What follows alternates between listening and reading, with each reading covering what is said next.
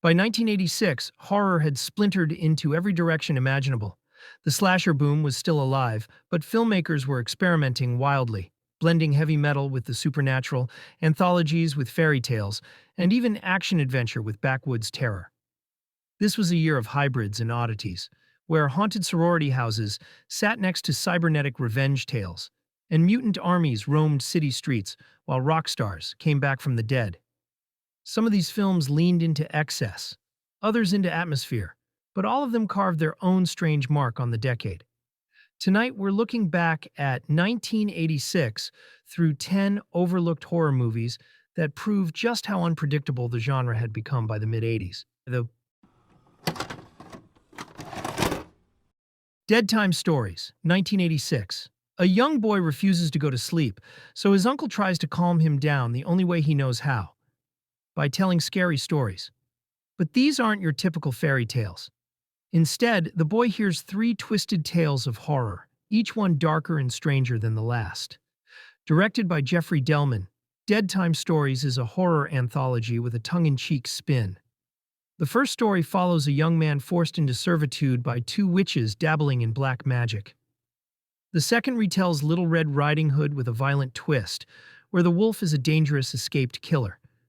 The final segment puts a gruesome spin on Goldilocks and the Three Bears, reimagining the family as a band of deranged murderers. The wraparound story, featuring Michael Mesmer as the reluctant storyteller and Brian DePersia as the insistent nephew, adds a layer of humor that contrasts with the brutality of the tales.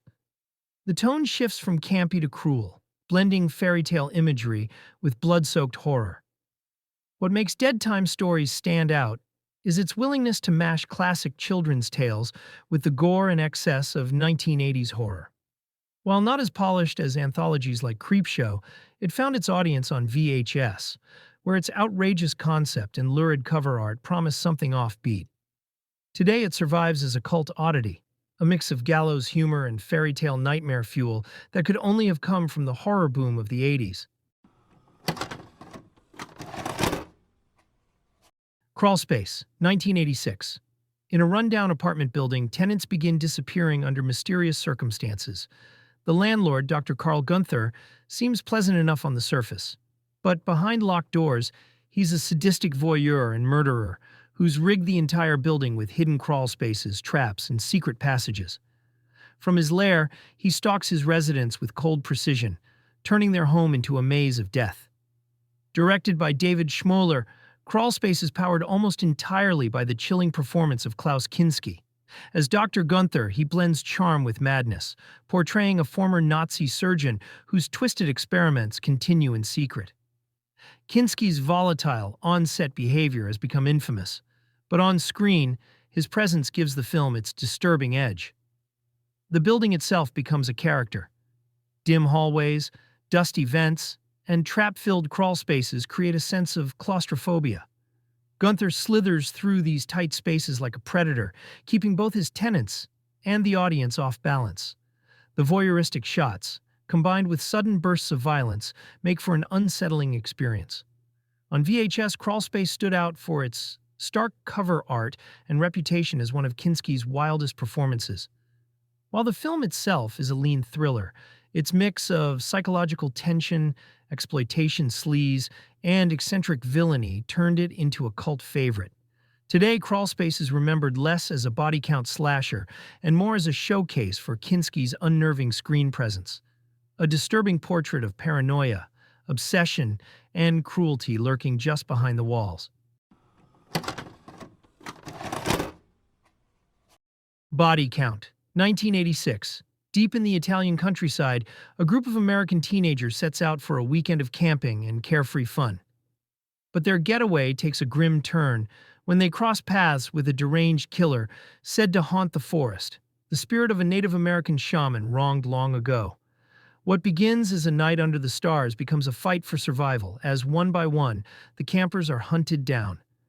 Directed by Ruggero Deodato, best known for Cannibal Holocaust, Body Count is his attempt at the American-style slasher, filtered through Italian sensibilities. The cast includes Bruce Penhall, Mimsy Farmer, and David Hess, whose presence as one of the adults in the story gives the film an edge of menace, even when he's not the one wielding the blade. The kills are staged with brutality and flair, including inventive setups that showcase Deodato's taste for shocking violence. The forest setting becomes a character itself, full of shadows, sudden noises, and the constant sense that danger is just out of sight. Though it borrows heavily from American slashers of the time, Body Count stands out for its European flavor, a mix of pulpy violence, odd pacing, and striking visuals.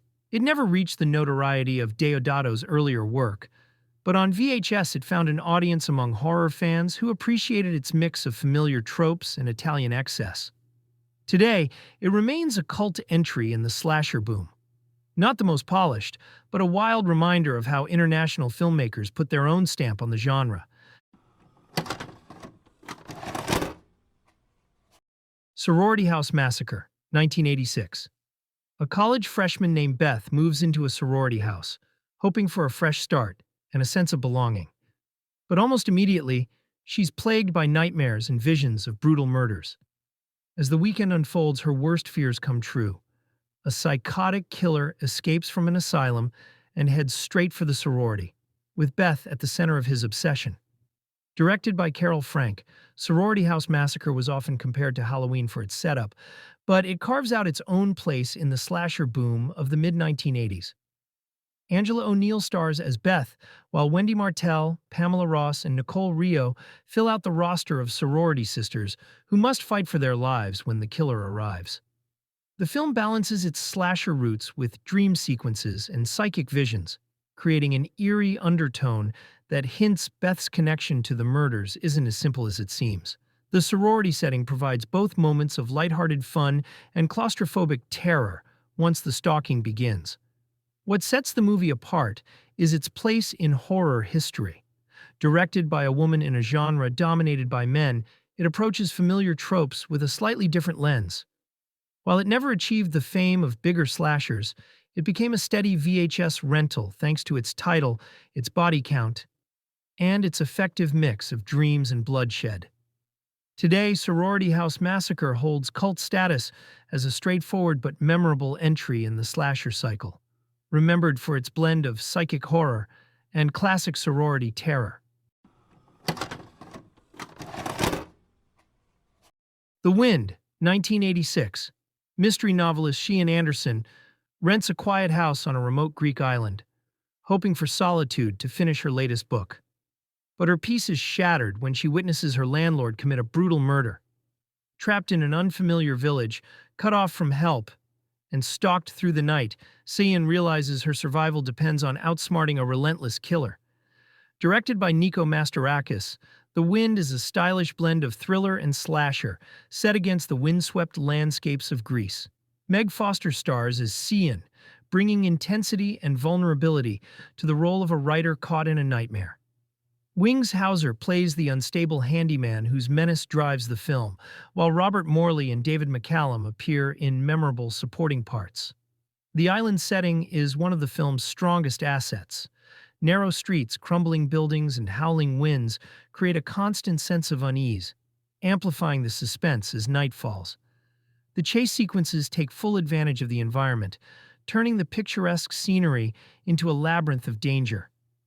While The Wind didn't make a splash on release, it gained a second life on VHS where its mix of exotic locale, star power, and tense pacing made it stand out. It's not as flashy as some of its contemporaries, but its atmosphere of isolation and dread leaves a lasting impression.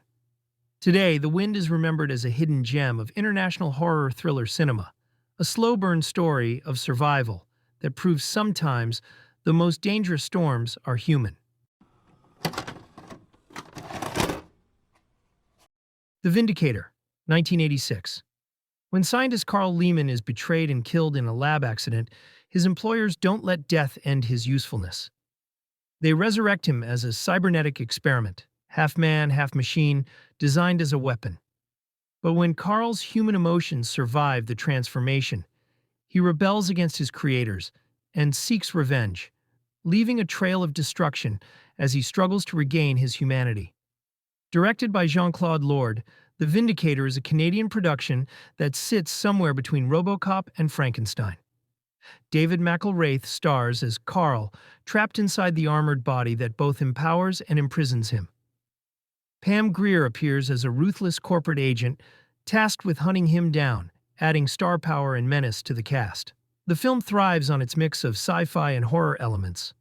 The Vindicator suit is bulky and intimidating, a practical creation that makes Carl look both powerful and tragic. The violence is unflinching as Carl lashes out at those who wronged him, but the story also leans into themes of loss, betrayal, and identity. On VHS, The Vindicator stood out thanks to its striking cover art of the armored figure and its promise of high-tech carnage.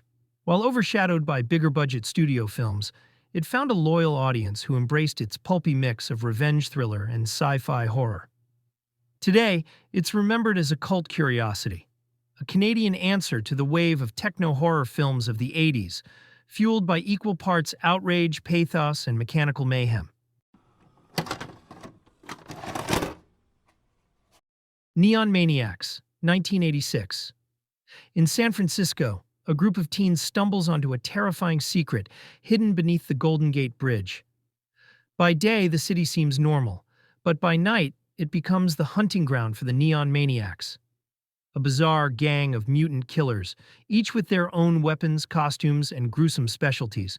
From a samurai to a soldier to a slime-dripping monster, these creatures emerge from the shadows to terrorize anyone in their path.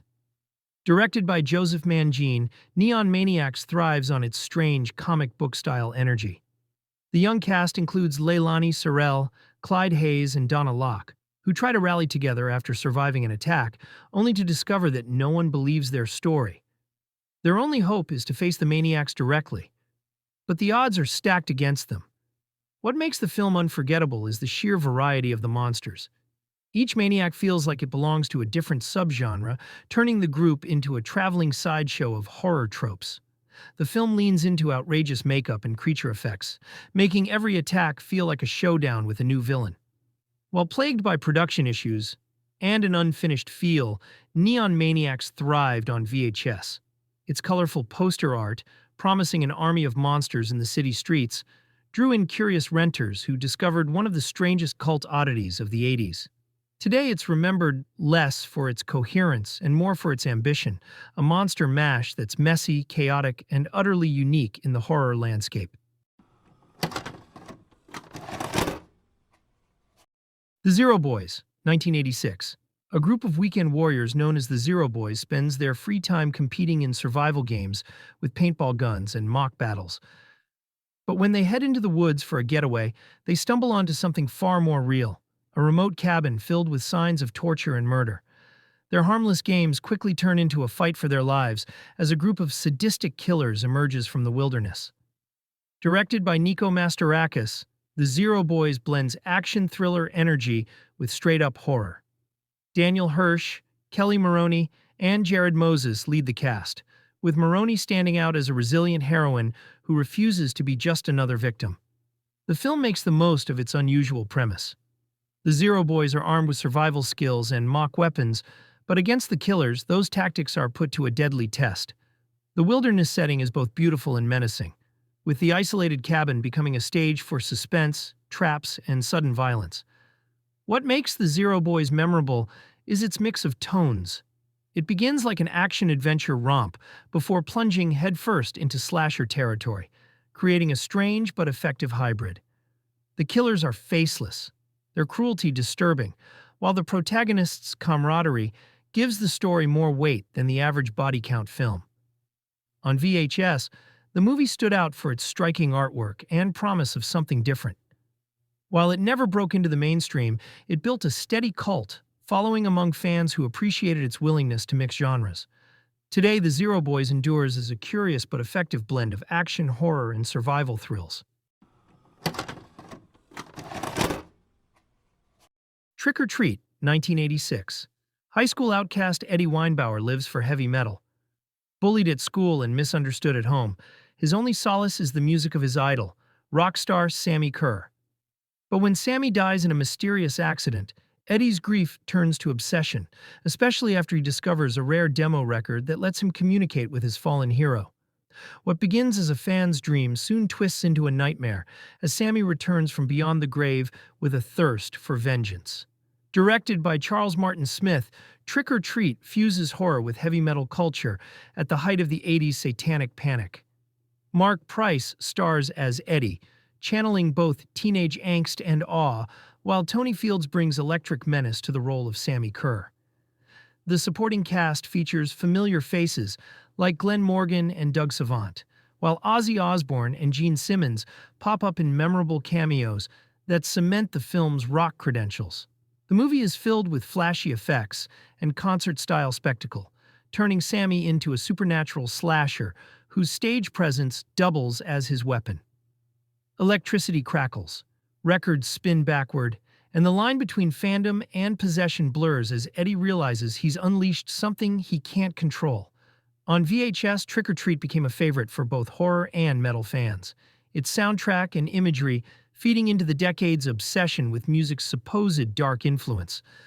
Today it stands as a cult classic, part supernatural shocker, part rock and roll time capsule, and pure 80s excess from start to finish.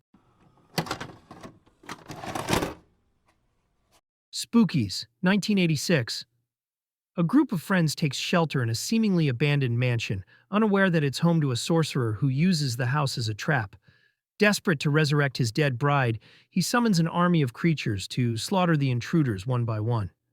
From muck-covered ghouls to spider-women and even an electrified Grim Reaper, the unlucky visitors face wave after wave of bizarre supernatural horrors. Directed by Brendan Faulkner, Thomas Doran, and Eugenie Joseph, Spookies is notorious for its chaotic production, which left it feeling like two films stitched together. The cast includes Felix Ward as the necromancer Creon, with Dan Scott and Maria Pachucas among the ill-fated guests. What makes Spookies stand out is its non-stop parade of monsters. Each sequence introduces something new: farting mud creatures, stop-motion beasts, and practical effects that swing between terrifying and absurd. The sheer variety makes the film feel like a haunted house attraction caught on tape, with every room hiding a different nightmare. Though it struggled with distribution, Spookies became a cult hit on VHS, largely because of its unforgettable artwork, promising an overload of monsters. Fans embraced its uneven tone, where moments of genuine horror crash into unintentional comedy. Today, Spookies is celebrated as one of the strangest, most entertaining oddities of the 80s.